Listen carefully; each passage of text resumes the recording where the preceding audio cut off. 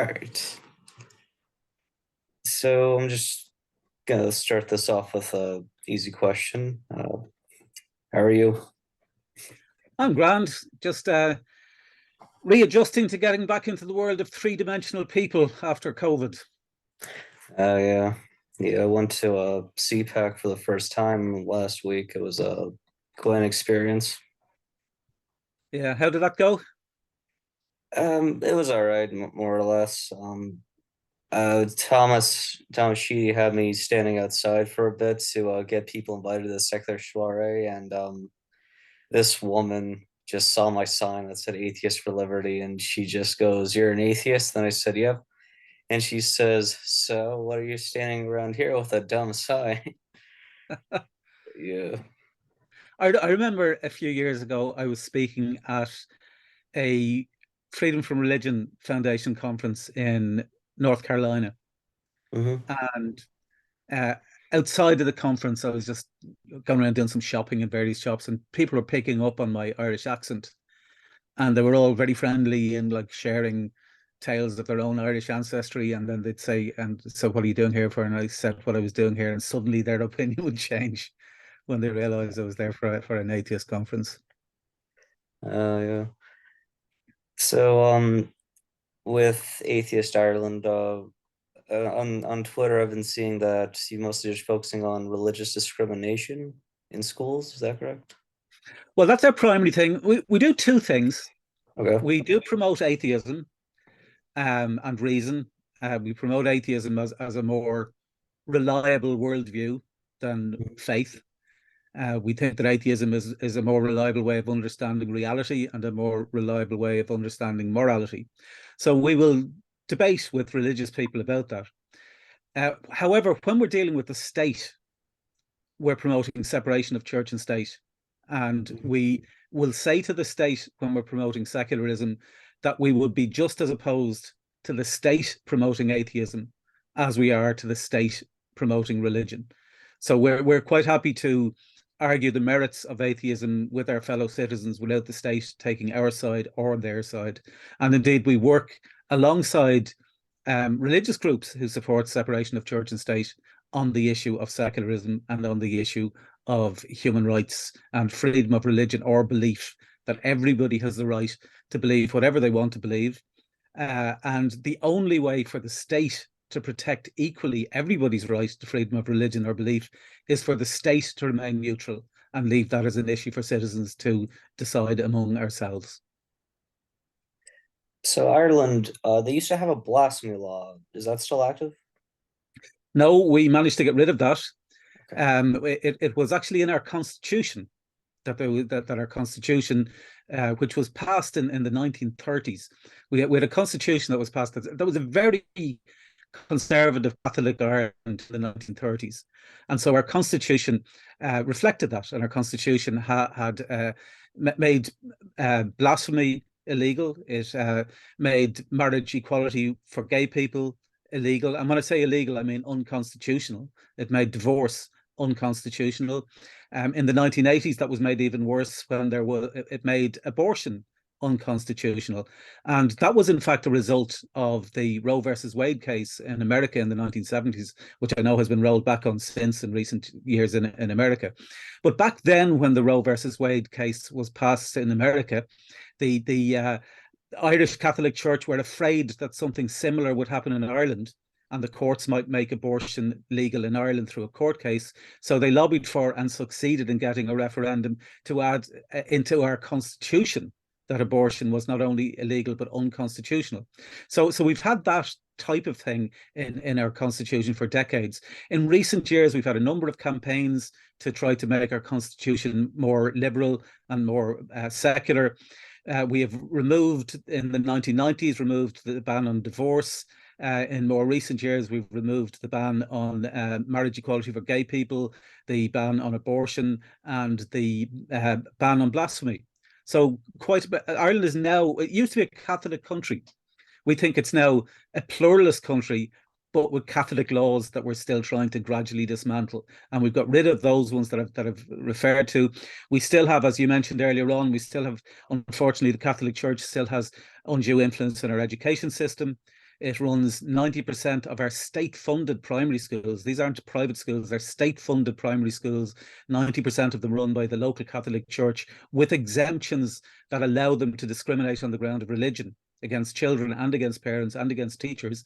And so those are the type of issues that in practical terms take up most of our time at the moment. Okay. Oh, would you say Ireland, would you describe it as a theocracy at some point? Would you say it's getting better right now? About the It same certainly as was a theocracy from the 1930s onward. It was two people that put in place our constitution, effectively wrote our constitution, was a guy called Eamon de Valera, who was originally Mhm. born in America, came over to Ireland and ended up being one of the leaders of the 1916 uprising against the British, which was a fairly pivotal moment in our history. He ended up being Taoiseach, which is our equivalent of Prime Minister for many decades, and a guy called John Charles McQuaid, who was a Roman Catholic Archbishop who was very conservative, who was concerned that women would get sexual pleasure from tampons, and that they would throw themselves at men if they were involved in mixed athletics. So that was the kind of Ireland that we had for most of the last century. But it has certainly now become more pluralist. And the way that I would describe it is that the people have moved on. The Catholic Church no longer controls the people in the way that it used to, but the state has to catch up. It has to catch up with the people. And it's starting to do that, as I say, with those referendums that I've been talking about and other. It's starting to do that, but it's very, very slow. And I don't know how long it will take, but certainly the regressive laws that we still have in some places don't anymore represent the majority of the people. Although I will say, even when Atheist Ireland started, which was 2008, like back then, it was still fairly. How would I describe it? That one of our first tasks was just to normalize the use of the word atheism and the use of the word secularism. If you go back to when we started and if you look over, as we did, the parliamentary records for the previous decades, if the word atheist was mentioned in Parliament, it was typically either as a joke about atheism or as an insult about atheism. Or Mhm. some reference to communistic atheists and so on. Whereas now, if you look at it, if you look at the parliamentary records, references to atheism are typically references to TDs, which are our members of parliament, uh, reading out briefing documents from Atheist Ireland about the secular implications of laws that are being debated. So it's certainly moved on in that sense, but they still, unfortunately, have a lot of control because of the laws that were put in place when the Catholic Church did control the people, and because of the Constitution from the 1930s that still buttresses those laws and sometimes makes it difficult to get rid of them because you need a referendum to change them. I've also read recently that that Ireland's introduced some hate speech laws. Do you have an opinion on that? Well, they're trying to put through legislation that's it's a bit ambiguous. So we don't know how it will be implemented. Atheist Ireland has made submissions with regard to these laws, saying that it's important that they don't become blasphemy laws by another name. That it's important that they don't restrict discussion of ideas, however controversial those might be, and that really what laws should be about is protecting people from harm, not protecting ideas from criticism. And we do a lot of work at the United Nations. Atheist Ireland has just recently been granted special consultative status at the United Nations, and we base a lot of our policies on human rights law. And under human rights law, there's a fairly strong consensus that you need to reach a very high bar before you outlaw people discussing things, even if they are controversial. And human rights law and human rights law experts typically say that if it is the case that uh, something that is said offends a certain portion of the population to the extent that they get angry about it, that the challenge for society is to educate those people to not get angry about the fact that other people are expressing beliefs that are different to theirs, rather than surrender to those beliefs and to uh, society being hijacked by people saying you can't criticize our beliefs. Mm. Um, So if you don't mind me asking, could you tell me a bit about your background, your upbringing, what made you become an atheist or get interested in atheist activism?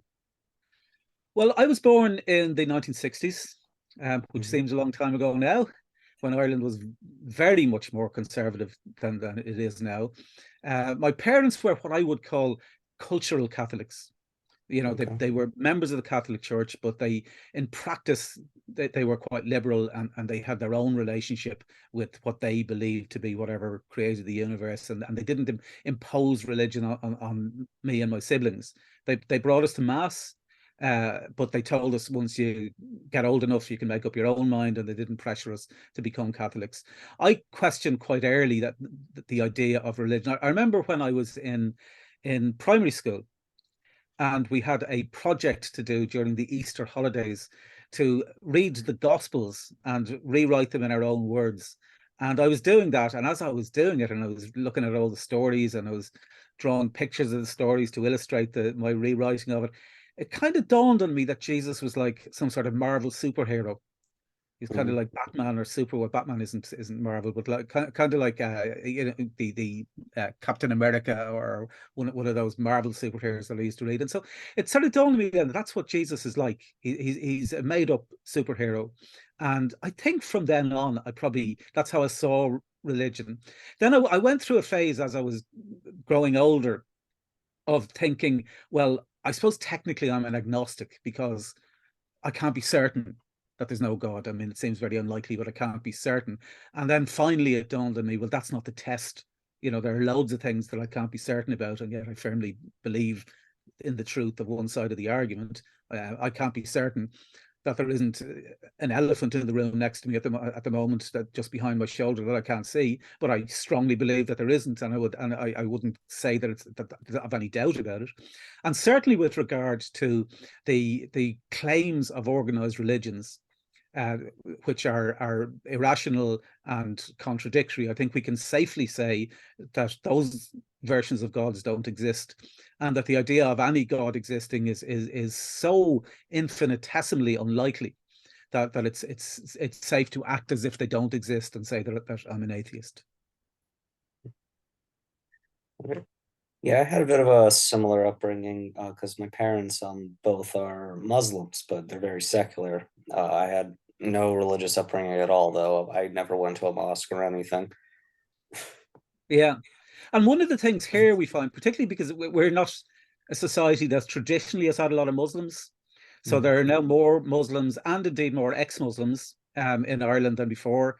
And and one of the things we find is that people in the West here, certainly in Europe, I don't know what the situation is in America, just group all Muslims together and don't realize that that Sunni Muslims will persecute Ahmadi Muslims, and that there are different tensions within Islamist countries, and that indeed some of the most persecuted people in Islamist states are Muslims, who don't accept the whichever version is running the country of Islamism.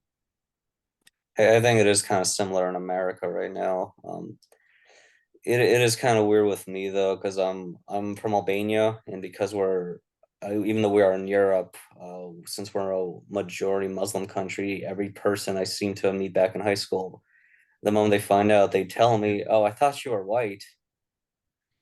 I am white. I am. Yeah. Other Albanians were like that too. They're Yeah. like, When did "I'm you not move? white. I'm European." When did you move to Europe? Or sorry, to America? I was 3 years old, so I'm more American than Albanian. So you've grown up essentially in America. What part of America did you grow up in? Michigan. Oh, that's reasonably a reasonably civilized state. Yeah, more or less.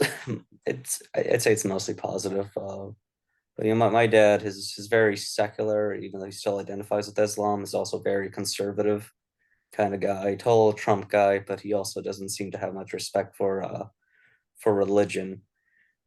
He Yeah, tries to be nice. There used to be Jehovah's Witnesses that kept knocking on our doors like every Friday, I believe, during the summer. And my brother, he would just try to be polite and talk to them. And one day, my brother and I weren't home. My dad answered the door, and when my brother and I got home, he told us all those Bible people were here again. I told them, thanks for coming. Come back every day. I feel like next time they come back here, tell them to never come back again. I must admit, though, I think that the in terms of religion and in terms of that type of proselytizing, the people who are calling around door to door uh, are not typically the people that are running the religions or that are creating the rules. You know, they're people who genuinely believe that they're doing a good thing. So I would be relatively tolerant to towards those people because they're you know they're doing what they believe is good, and they're probably pretty harmless calling from door to door. You know, they're not uh, personally imposing their beliefs on anybody in an authoritarian way. And so I would be on the side of your brother who talks to them. Yeah, I personally didn't have anything against them. I did find them just, it's kind of annoying to keep doing that, but they seem polite, so I would never have tried to debate them or anything. But my brother, he's more of a debating kind of guy, especially Yeah, throughout his college years. So he would discuss with them a little bit about some stories in the Bible and what he doesn't believe. He tried to be more polite about it, telling them that he's more agnostic, which yeah. is true, but he does call himself an atheist. Yeah, So do I, and but you never know. Like, I mean, it might make them think about things. You know, insofar probably won't on average, but once in a while it might. You know, that's how people change their minds is from people talking to them. yeah. He did eventually cut ties with them, apparently because they took like 2 hours discussing the Bible, and it was just happening too frequently, and Yeah. it was just taking too much time for him. So when he told me when he cut ties with them, they looked very depressed, and he felt kind of bad, and I just thought it was kind of funny, but it was kind of nice of him, to feel Yeah. guilty about that. Well, you could say I remember they don't really call around here as much as they used to. But what I used to do when any of them would call here is I'd say, yeah, I'm quite happy to discuss what you want to discuss. But let's do it this way. We'll spend half the time discussing your religion, and we can spend the other half discussing Richard Dawkins' book.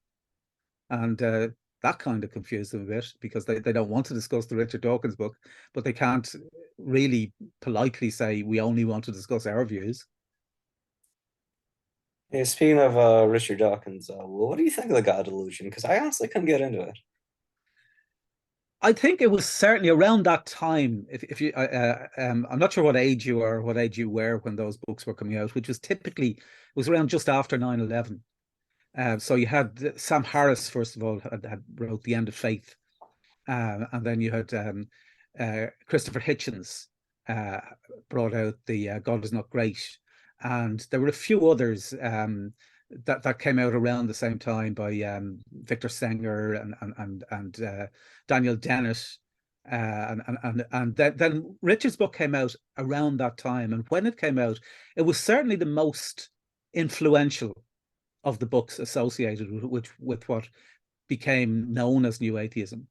And it was the one that the great skill that Richard has is to write things in a way that they're accessible to people without going into without having a degree in philosophy in order to follow it, and that you can follow what he's saying, and you know that he has the authority, the intellectual authority to write about science and the nature of reality with with an understanding of what he's talking about. He uses actually I think a good combination of reason and sarcasm. I think sarcasm and satire are quite useful in highlighting beliefs that are frankly ridiculous. So I liked his books, and the other thing about him that I think is important to for people to know, which most people don't, is that Richard in reality, in real life, is a much more gentle person than his public persona would suggest, and certainly than the caricature of his public persona would can frame him as. I think Richard is a man of intellect and reason and integrity, and that people like him are very important in conveying the type of messages that we like to promote. Yeah, he was definitely one of my earliest heroes. I'm 22 years old at the moment. I was 13, almost 14 when I first heard of him. Right. Yeah. My first article on Atheists for Liberty was actually defending Richard Dawkins from transphobia accusations because, as you know, he lost his Humanist of the Year award over a tweet. Yeah. I think I think the American Humanist Association, who it was that removed that award from, I think they came out of that much more badly than Richard did. I don't think, given the amount of achievements that Richard has over his life, I think an award from the American Humanist Association isn't really very high up on the list of things that make him who he is. And I think particularly given that, if I recollect correctly, that the American Humanist Association had also had quite a number of previous awardees and previous um, members of their committee that had said or written controversial things and got a free pass for whatever reason. I think part of this, part of the attacks on Richard, which I put down to largely, I'd have a different perspective on this than you would, because you've grown up with social media. Yeah. I haven't. So I would recall the days when discourse took place, either people talking to each other, or through actual debates, face-to-face debates, or teased out in essays. Whereas with social media, it's just turned into uh, just in groups, people in their own social bubble of people that already agree with them, and they believe that everybody who is in their social bubble is good, and everybody who's outside their social bubble is bad. And all you need to know is that person is outside our social media bubble, and we don't have to listen to them. We can just dismiss them and cancel them. And I think that's a one of the really bad um, aspects of the internet. I remember when the internet, well, not when it started, but when I first discovered the internet, which would have been the mid 1990s. I was really optimistic about it. It was something that I thought, well, this can overcome the authoritarianism of people who try to control what people see and hear and think, and that this can be, the end of the media gatekeepers, and people can say and do what they want to do, and ideas can be tested on an objective way. But and that was the case for a while, but then it gradually, I think largely because of social media algorithms, where the social media companies are trying to keep people on their sites. And the way to do that is to give people dopamine buzzes when they get likes and retweets. And the likes and retweets most typically come from controversial posts rather than from just a civilized post where you want to discuss something reasonably. And so everything escalates, and the tensions escalate. And then when Twitter arrived, and there were a lot of journalists on Twitter, it became the place where the mainstream media gathered online. All of the escalated arguments that had happened on social media suddenly began leaking into the mainstream media, and then you got this situation where, instead of teasing out issues, you had just people just shouting at each other and caricaturing each other, and largely, and I have to say, to be fair to even to the people who are trying to cancel people, I think mostly on both sides of most arguments, it's mostly reasonable people who think, however mistakenly, who think that they're defending something good, who think that they're being compassionate, and whose overall aims are for a kinder, gentler world. But unfortunately, they're trying to impose that with authoritarian methods, which is a complete contradiction. And that's where things get tangled up, and it's very difficult to even have a decent conversation about something. Yeah. Definitely when I was in my early teens, my idea of a debate was literally just overshouting the other person. I never watched that many debates back then, but it definitely got out of hand for me. Yeah, yeah, and that doesn't really convince anybody. All it does is, I mean, it can be good, I suppose, for reinforcing the beliefs of your own tribe. But I mean, we need to move beyond tribalism. If you're going to make progress within society, you have to discuss things with people who have very different beliefs than you. I mean, we find certainly within Atheist Ireland, when we're trying to lobby to change laws, or when we're going to the promote and reinforce human rights based approaches to things, and from our perspective, liberal human rights based approaches to things, you're not going to achieve that by just calling people names. Yeah, you have to engage with people who disagree with you, in order to make society better. That's the only way you can do it. And so we're very committed to and by the way, and I should stress, it doesn't mean that you pretend you agree with people. I'm not Yeah. suggesting just wishy-washy compromises or pretending that everybody believes the same thing. I mean, we can disagree robustly with what other people say, but we can do it in a civilized way. And we can explain that we're not attacking you personally. We're saying that this belief that you have, we believe that it's flawed, and here are the reasons why we believe that it's flawed, and here are the reasons why we believe that thinking about this in another way would make things better for you as well as for everybody else. Yeah, it's definitely gone out of hands with especially like colleges and universities with the uh, people who've gone removed or yelled at. People like Heather McDonald and Jason D. Hill and Brett Weinstein. They've all been just shouted down before. Um, Yeah. how is it? Have you noticed anything like that in Ireland by any Well, we've had chance? it here over the years. Well, when I say over the years, over the recent years, since the whole social media thing started escalating things, is I was invited to speak by a liberal chaplain at a Catholic school to speak to the students about atheism. And when the board of management found out, they cancelled it. And then we had a bit of a publicity stream about it in the mainstream media here, and they reversed that decision. And I went in and talked to the students, and there was, as you would expect, there was nothing really horrible about it at all. There was nothing dramatic. It was just a conversation about whether it's more reasonable to believe that there's a God, or that there isn't a God. There's a friend of mine, Mariam Namazi, who runs the Council of Ex-Muslims in Britain. She's originally from Iran.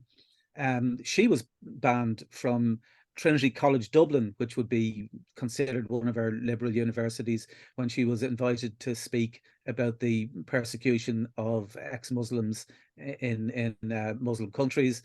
And she ended up again having that ban reversed after quite a bit of sort of bad publicity for the college.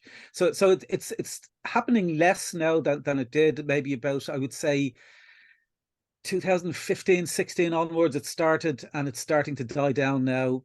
In Ireland, I think most of the no, actually no, now that I think of it, there was one just very recently.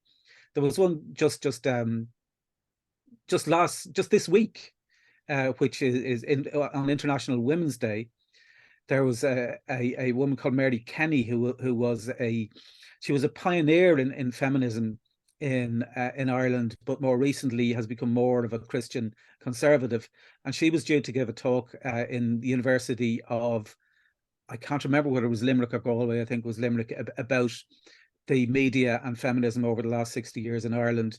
And because she is now a Christian conservative, she ended up getting cancelled from that event. So it's kind of weird if you take the situation here that the cancelling comes from all quarters. It comes from Catholic schools, it comes from feminists, it comes from liberals, or supposedly liberals. I mean, I don't like the way that the word liberal has been changed into meaning things that is actually the exact opposite of liberalism. Well, yeah, like a lot of when a lot of people say the word liberal in a negative way, they're typically referring to the people on like the far left, which I don't think I'm personally don't consider myself a liberal, but I have noticed a lot of my liberal friends who are just pro free speech and just pro secularism and against like the far left woke stuff and also the religious stuff. They're more like on the center left or just left wing, but while a lot of the people are criticized for being far left, they should just be called leftists. That's what I Yeah. think. Well, the way I look at it, are you familiar with the political compass? Yeah, I am. Yeah, well, I would take the political compass analysis of it, that you've got the x-axis, which is left versus right, however you define those. I know it's kind of people have different opinions, but broadly we know roughly what people mean by left versus right. But then you have the y-axis, the perpendicular axis, which is authoritarian versus libertarian, and liberals would be closer to the libertarian end of that axis, and whether they're left or right. So you could have left-wing liberals or right-wing liberals who believe broadly that individuals are the basis of society, and that individuals should decide their within reason how they lead their lives, and that the state shouldn't be imposing lifestyles on on all the other people. So that's how I would see the distinction. And so and my priority politically at this stage is that liberalism, in that sense, in the sense of individual freedom, is more important to me than left or right. I will work with people who are economically left or right if they're not trying to impose it in an authoritarian way. Okay, so we got about like 8 minutes. So I just wanna ask one more thing. Sure. So from what I've seen from a lot of conservative groups is that they believe all this cancel culture, wokeness, let's kick people out of universities type. They seem to correlate this with lack of Christianity, with godlessness, with secularism. Do you think that the growing rise of the nuns, the NONES, has anything to do with this? Do you think atheism makes people more nihilistic? Well, if you look at the work of the World Values Survey, which is a team of interdisciplinary social scientists who for decades now have been studying human values, their analysis is that as individual people move away from survival values. So survival values at its worst is you don't have food, you're worried that someone's going to cut your head off, you're focusing on getting through the next day. As individual people move away from survival values and towards what they call self-expression values, which is where you're comfortable enough with your life and you're able to think about what you want to do, and you're able to tease out more nuanced things about life. That as that happens, um, there's a certain level, then the societies start to move away from traditional religious values and towards what they call secular rational values. And that those things are triggered by things like investment in health, education, communications technology, moves towards democracy, uh, control over, I was going to say control over your life, self-perceived control over your life, the idea that you can make your own decisions about your life. Those are the things that seem to cause people to move away from survival values and towards self-expression values, and societies to move away from traditional religious values towards secular rational values. So to that extent, I think atheism does correlate to those advances, but that the cause and effect is so complicated and intermingled that you can't just say, well, it's exactly because of atheism or anything like that. But that's certainly part of the direction of change. All right. Yeah, I forgot there was another thing I wanted to ask actually. Are you working on any new books? On any new books, I am actually. I'm working on a kind of long-term project, which is essentially a memoir. So I'm not sure how Okay. long it's going to take to do that, but it would be about how growing up in the 1970s, in the era of Catholic church control plus glam rock plus punk rock, how that affected my beliefs about authoritarianism in society, and how that affected my political activity since then. All right. All right. I really appreciate you letting me talk to you for this. I'm not gonna pay you. Yeah, don't worry. I don't do these things for money, and look, I'm always happy to to help people like yourself who are, I think it's very important that young people like yourself are active on these issues, because it's people like you who ultimately will shape the future of society in decades to come. I'll try my best. Yeah.